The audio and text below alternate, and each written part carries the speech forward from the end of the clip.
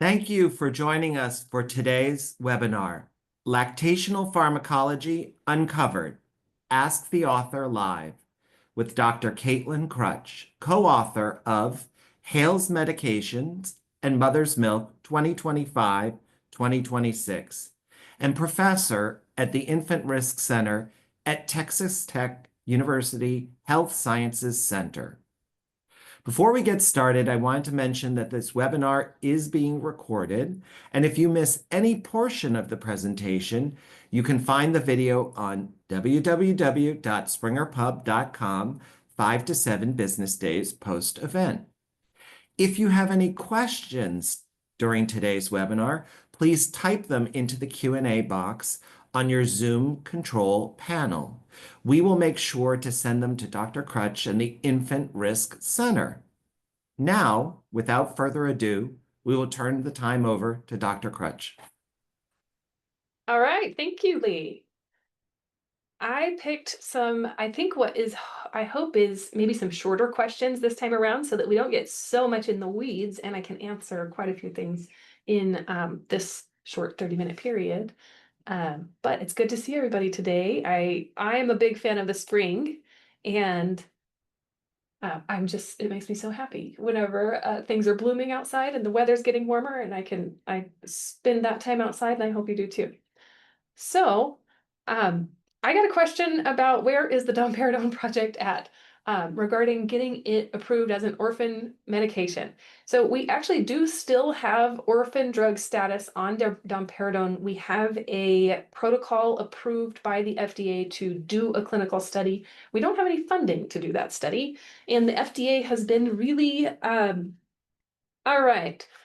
So we have talked with the FDA about this project, and what's really unfortunate is that they've been pretty straightforward with us, saying that the likelihood of them approving a domperidone product for lactation is really low, even if we do the clinical trial and we can show efficacy, because we have to be able to show efficacy and safety. And because they already have pre-existing safety concerns, they're pretty unlikely to let us get by with that. So we have not moved forward with the study, even though everything is still just sitting there waiting, waiting perhaps, for the climate to change on what the cardiovascular risks are, and perhaps if we can find out some more information from that on our cardiovascular guys, we could apply it to what we're doing. But until that happens, I think the status of domperidone is probably just going to stay the same. So sorry to have that report. I picked another question because I'm telling you, I just want to close the door on cannabis. I get questions about this all the time, and I feel like I say the same thing over and over. But we got a question about cannabis, and this hospital has a form letter that they give to breastfeeding moms that admit to using THC, and they say that after birth, when patients breastfeed, levels of THC can be up to 8 times higher in milk than in the bloodstream. And that they see this a lot of times, and they say, is this a proven fact, or is it just something that's repeated so often that it is now presented as a fact?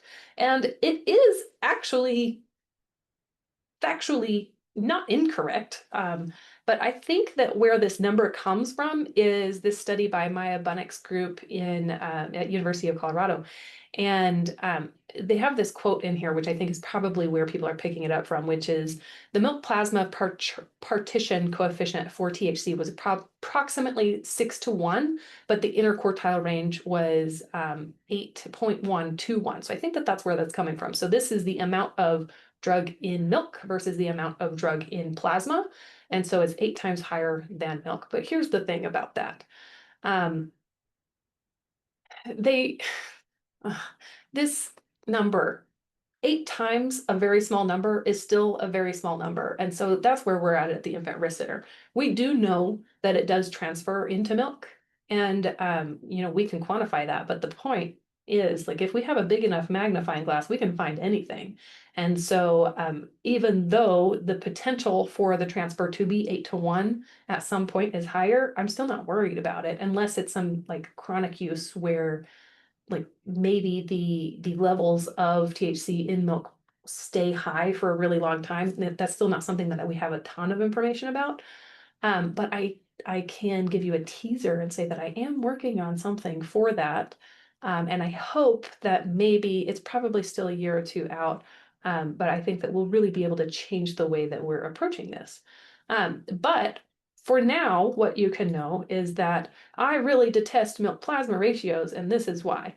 So this is just an example graph of milk plasma ratios. This is cimetidine, actually. So this is the concentration in the milk. This is the concentration in the plasma. And to interpret a milk plasma ratio, you have to know a lot of things. Primarily, how far past the time of administration are you? Because what they've done in this 8:1 quote up here is they take the maximum milk concentration and or maybe they're taking the maximum milk plasma ratio, probably. But so you can take a milk plasma ratio, and right here it's less than 1 at this point, but then way over here it'll be greater than 1, over here it'll be greater than 1.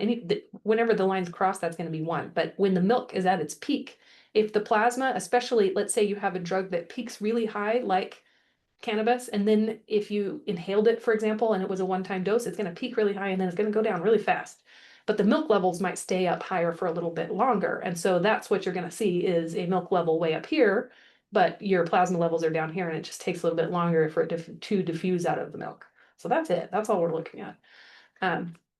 So we still have the same opinion of it, even if it has a potential transfer of 8:1 milk plasma ratio.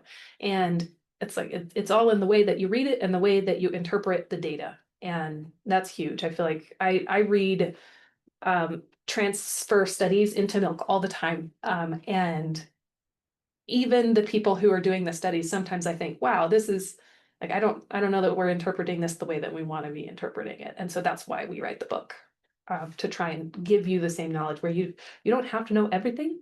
But if you look into it, we'll show you how to evaluate that. Okay. This is a short question only because someone says, hey, Dr. Krutsch, I saw that in the infant risk app, HIV infection is now L4. It was previously L5, but the overview is empty. Can we hope to get more information? And then they gave me some background information on why it should be changed, which I can appreciate. But here's the thing. That was my fault. All right, my bad. I moved in the Hale's book, I moved HIV infection into 2 separate monographs now. So we have HIV for an undetectable load and HIV for I think this is a sustained undetectable viral load, actually. And then this is HIV infection with a detectable viral load. And so I did that so that we can keep the L4, L5 for different scenarios. But I always prioritize the information that I'm writing in the book, and somehow I neglected to get the information over into the little box that I have to put it in for it to go into the app. So that was my bad. Thank you for alerting me. I have fixed it. This was a really interesting question that I actually have not thought about much, but this is asking about the osmolality of human milk. So they said, the osmolality of human milk is about around 300. And are there any studies about possible changes in milk osmolarity due to medications that pass into breast milk? So she's talking about maybe whenever there's several medications, could it rise? Because we know that whenever you fortify that you can upset the infant's GI tract and maybe increase the risk of NIC. So I actually had to do some research to be able to answer this one. It was very interesting. I haven't thought about osmolarity in a long time. Back whenever I did some classes on drug development, this was very important. And I can tell you, so if you're not very familiar with osmolarity, it measures the number of particles that dissociate into a volume of solution. So there are no studies about this. I actually went and saw, well, maybe someone tested osmolarity as a part of their study. No, I couldn't find anybody that had done that. So here's what I think is going on. I actually did even look to see if I could test some osmolarity, but I don't have the osmometer that you need for that. But the reality is yes, it could happen, but I don't think it's very likely because the concentration of drugs is so low. Like we're looking at the level of nanograms per ml usually, maybe micrograms per ml. And whenever you're using a fortifier, you are putting in a lot of fat, a lot of protein. It's the protein actually, I think that increases the number of molecules in the milk, and so that's what's increasing your osmolarity. And so whenever you're putting that protein in, like you can change your protein content pretty significantly, and so you're putting a lot of molecules in there. But that's just not the way that we see drugs happening. So the drug concentration would have to be really high. If you had drug concentrations that high in your milk, you would be having other problems than osmolarity problems. So that was kind of a fun question. This is one that I actually get on a semi-regular basis, but I don't think that I've published it anywhere, so I thought y'all might like it. It's if an infant is receiving chemotherapy, so the infant is getting chemotherapy, not the mom, is there any risk to the breastfeeding mom? So for example, does the chemotherapy drug get into the baby's saliva, and can this be harmful to her breast? And are there any recommendations on that? So that is actually quite a lot of questions for one question. So if an infant is receiving chemotherapy, is there any risk to the breastfeeding mom? And in theory, yes. It might happen, it could happen that you could get like some contact issues, because I do think that, oh, okay, I think I'm getting to the next question. So does it get into the saliva? And that is the exact next question that I would go to. And the answer to that is it depends on the drug. We do know that some drugs actually have a pretty good concentration of drug in saliva, just like milk. It can get excreted into the saliva and it can be high at some points and then low later on. But would that be harmful to her breast? You know, so I was a pharmacist. I did some chemotherapy pharmacy, not much. So I've been in the IV room. I've been under the hood mixing up the chemo before, and I thought that this would be more of a risk than it would be once I actually got into the literature. It turns out that there's not a whole lot of data on what kind of like transfer exposures you have.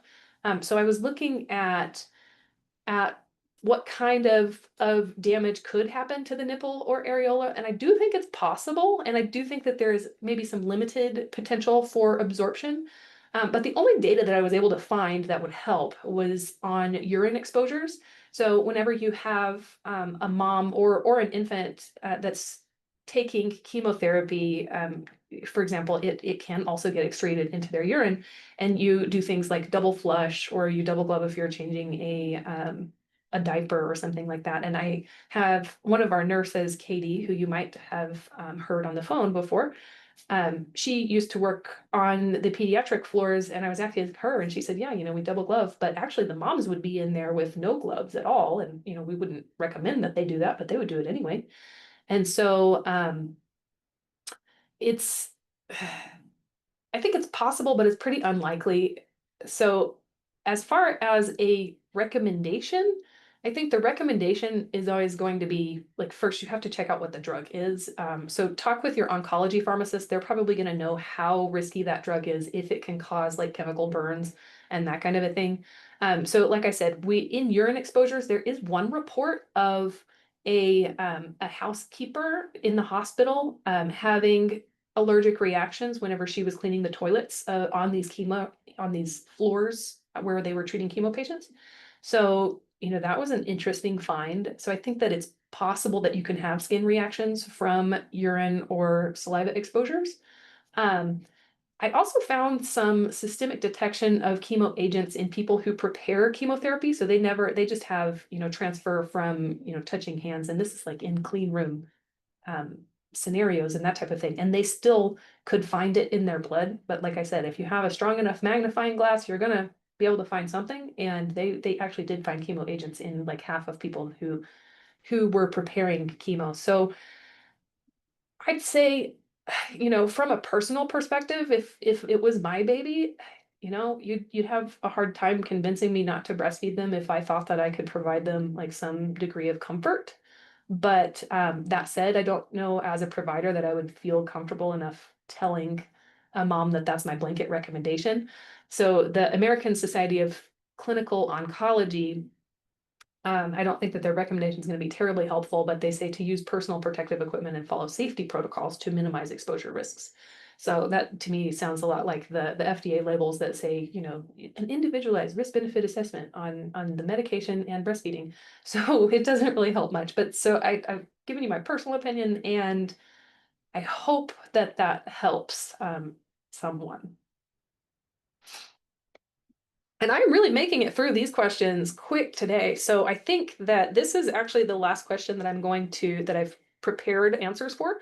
So if you are popping any questions into the Q&A, I might be able to take some questions live after this one, which I think is a record, by the way. Usually I'm going late. So see if you can throw me some hard ones, and I'll do what I can to answer them on the fly. Okay, so I got a question about they see an increasing number of women who've used cabergoline in the days or weeks postpartum and then change their mind and want to breastfeed, which probably means that's why we don't really think it's a great idea to use cabergoline in the first place. Um, so at least for breastfeeding cessation. So what's your advice to these women, apart from acknowledging a reduction in breast milk supply and that their infant may have to be mixed fed? Is there any harm to the full-term neonate? And then, man, you guys pack lots of questions into one question. So also, a patient was recently prescribed bromocriptine for cessation of breastfeeding, and they suffered side effects from the bromocriptine but wanted to continue breastfeeding. So kind of the same thing is do you think that that would be harmful to the neonate? And the short answer is no, I don't think that there's a ton of harm possible to the neonate here.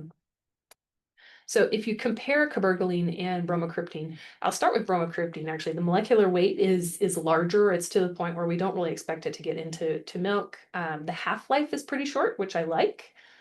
Protein binding is high and oral bioavailability is low. So as far as bromocriptine goes, like this looks like low transfer into milk is what I would expect. And if it was transferred into milk at low concentrations, it's still not even very orally bioavailable. So as far as the infant goes, this is a great scenario because they're not going to get exposed to much at all. So I like bromocriptine for that. That said, we don't like bromocriptine because of the adverse effects to the mom, which are these cardiovascular, neurological, and psychiatric events, and which is why we don't routinely recommend bromocriptine unless we really don't have a different choice. So avoid it if possible, but that's completely due to the maternal side, not a risk to the breastfed infant is how I'd consider that.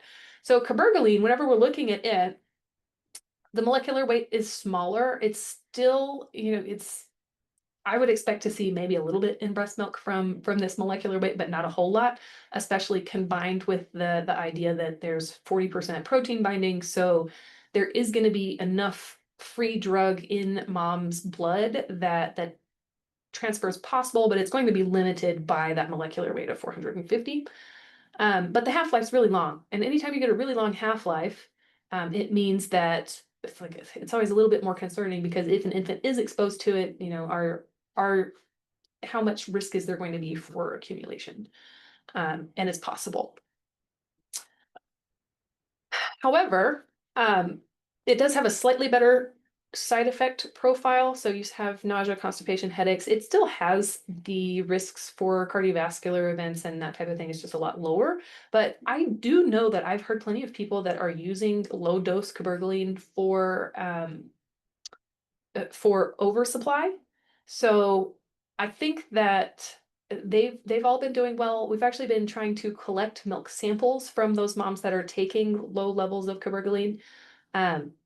So hopefully I will have a better answer to that sometime soon. But I don't know that we've been very successful about getting the milk samples back. So I'm not sure what's happening on the ground. If the clinicians, maybe if you're dosing a little bit too aggressively and then they kind of rebound, have hypolactation. So I don't know what's happening there.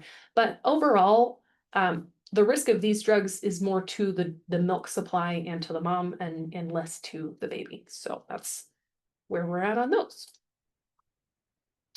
And with that, I'll see if Gina or John, did you guys maybe take a peek at the It's question? Lee. Yeah. Or Yes. Lee, yes. Yes. Hi. Thank you so much. So we have a bunch of questions here, so I can start asking them, and then when you're like, when we're ready, we can finish up. So please feel free to let me know. But the first question we got was from Francis, who said, "My question is about Labatol use for mothers who have babies in the NICU." Okay, so I'm gonna take a wild guess and say that that's labetalol. So sorry.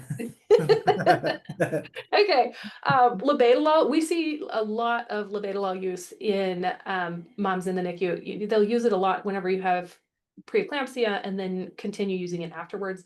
And generally speaking, we're pretty supportive of those moms using labetalol. What I watch out for in labetalol is the dose, because sometimes if they're having a hard time controlling the mom's blood pressure, they will push the dose up higher than you can imagine. So like a normal dose that we see. Oh, I don't know if our normal is very normal, but I know that we see doses that are like 600, 800 milligrams a day on a really regular basis. But I've seen doses of labetalol go up to like 4,000 milligrams a day. And I've actually had a conversation um, with my co-chair of the Infant Risk Center actually about like what are you guys doing? Like this seems like a bad idea. And they said, well, if you're trying to prevent her from having a stroke and nothing is working, you just keep going up on the dose. And if that's what's happening, I don't think that a full diet of that breast milk is a good idea. So I like to linearly, like if they're at 4,000 milligrams a day, I will say, okay, well, we know that there is data that goes around 600, 800 milligrams. We see moms all the time taking 1,200 milligrams. So let's start with maybe 20% mom's own milk, or even less than that. Depends on how stable the baby is. So that's how I answer, or that's how I approach those. Usually they're on more than one drug whenever they're doing that too. So then you have to evaluate those as well. Great. The next question from Helen is there treatment for D-MER or Demer. D-MER? No, you Apologies again. Lee, you've got it right. So Demer is dysmorphic. Oh gosh. It's oh, I know what it's I can't remember what this letters are standing for right now. Dysmorphic milk ejection reflex, is that it? Um, so good treatments for it. I don't know that there are a lot of good treatments. I think that whenever I've looked into it before, I've thought about maybe clonidine being a decent option. But I don't love clonidine either. So is there a treatment? Not that's been well studied. That's all I've got. Okay. The next question, I again apologize in advance for the pronunciation, but is propranolol compatible with breastfeeding? Propranolol. I don't know. Propranolol, thank you. Um, gosh. So I don't get questions about propranolol very often, which that doesn't mean we don't get them. That means that probably my nurses get it, and I've already written something where they know what to do. So I'm going to my handy dandy reference real quick to refresh my brain. And yeah, I don't think there's anything that I've missed out here. So we do use propranolol. The doses, again, it's not my go-to beta blocker, but I know that propranolol is used for different indications. Um, and the different indications probably don't have alternatives. So I know people use propranolol like for anxiety sometimes, or like if you're going to get up in front of people and speak. Those are typically pretty low doses too. So I think that there's not really a whole lot of risk there. Some of the beta blockers, we have risks of like floppy babies. I think like atenolol maybe was one that did that, and sotalol is a combined beta blocker antiarrhythmic that I don't love. So there are a handful of beta blockers that I don't like, but propranolol is not one that flags like a red flag for me. Great. And thank you to everybody who put milk ejection reflex in the comments. We Yes, had there we dozens go. of those, so thank you for providing that. So Marilee asked, What are your thoughts about women using Ozempic or Victoza for type 2 diabetes during breastfeeding? Well, that's a great question. We did this study on Ozempic last year I think we published it in August. So it's still fairly new information. Um, I I'm actually doing an interview tomorrow with what to expect when you're expecting on that topic, and again, it's like Ozempic and cannabis. That's all anybody wants to know about. So the transfer of drug into milk, we found none, and the oral bioavailability of Ozempic is really, really low. So those are really positive things. That said, when people take Ozempic, they really change their dietary habits a lot. So what I'm worried about is not infant exposure to drug, it's infant exposure to, nutrients and milk. And I also think that when you're talking about the moms, I would really recommend that they would, be taking a multivitamin. And that probably the baby should take a multivitamin too, because every nutrient has a different profile where, some of them get transported into the milk at the expense of mom's own levels, and some things stay in mom and don't go to baby whenever you're at like starvation levels. So whenever I just don't want to be in a nutrient deficit at that point. And so I think it would be really important for mom and baby to both be taking um, probably like a prenatal and a pretty good multivitamin, and make sure that their dose isn't so high. So whenever we did the study, what we saw is people actually have to start at a pretty low dose. And when they start at that dose, it takes like 4 months to get to a therapeutic type 2 diabetes dose. I wouldn't start that whenever you're exclusively breastfeeding. That wouldn't be my preference. I would start it, whenever you've got a baby that's already eating some nutrients outside of supplemental feeding. Um, and then from there, just know that it might impact your milk supply. Like if you are on Ozempic and to the point where it's making you lose weight, it's because you are burning calories. And I it's we did the study, and there's none in milk, and that doesn't mean that that's the end of the story. That's as much as I can say, I think. Perfect. Well, thank you for that. And I'm Um, sure we'll have questions in the future as those that well, develops and even more. we've done the same study. We haven't published it yet, but we did the same study on Zepbound, tirzepatide, and we're finding similar results. It's just I'm working on getting making our magnifying glass bigger so we can actually look at lower concentrations, because I have less information to go off on that one. And then also there's an oral formulation of Ozempic called Rybelsus. I There's another study that the manufacturer is actually doing on that one.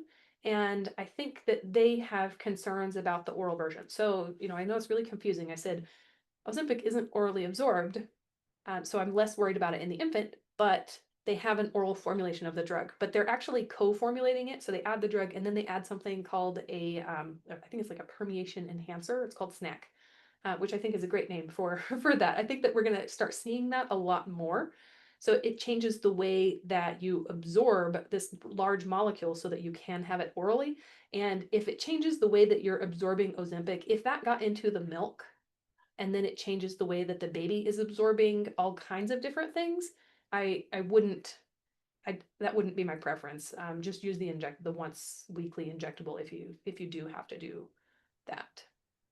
And it's interesting. One of the other questions from Christy was, are there any concerns for the snack molecule in Rybelsus affecting the infant? So thank you for answering or addressing that as well. Lydia asked, what concerns are there when using oxytocin nasal spray for supply issues? Are there concerns with continued use? Huh. I haven't thought about that in a few years, actually. No one's asked me a question about nasal oxytocin in a few years. People used to be getting it compounded, I think. But this week, actually, it came up in conversation. I went over we have a vet school nearby, and I had a meeting with a dairy pharmacologist. And it was really fun. I had a great time talking to the dairy people because they inject oxytocin, like they have vials of oxytocin. So they sometimes have dairy cows that will go in to get milked if it's their first time or something, and they don't get like a letdown. Then they will inject with oxytocin, kind of like to prime them for it. And they said that they actually have issues on with, I think maybe rarely, they rarely have issues with cows becoming like oxytocin junkies. That's the words that he used, oxytocin junkies, which I thought was really interesting concept. Um, but I can see how oxytocin and like it's a love hormone, right? It feels good. So um, I don't know if that's the same thing in humans or not, but maybe. I'd have to look in more to be able to give you a pretty well-reasoned response, I think, on that one. Great. We have a lot more questions, but if it's okay, maybe we could do one more and then I can provide information about the book and the app. Is that okay with you? Yeah, sure. Perfect. This question is from Teresa. We are seeing more moms on multiple psych meds.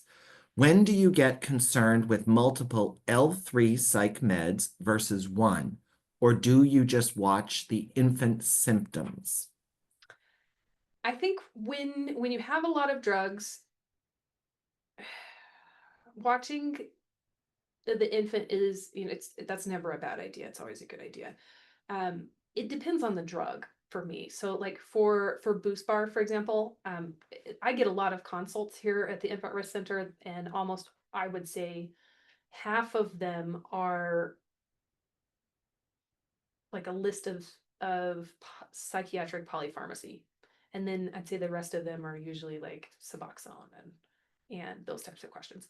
And whenever I'm looking at that, I look at how much transfer there is into the milk. So, for example, I'll be looking. Usually, they're going to have like an SSRI, and they'll have Boost-Bron. Maybe they'll have an antipsychotic on there too.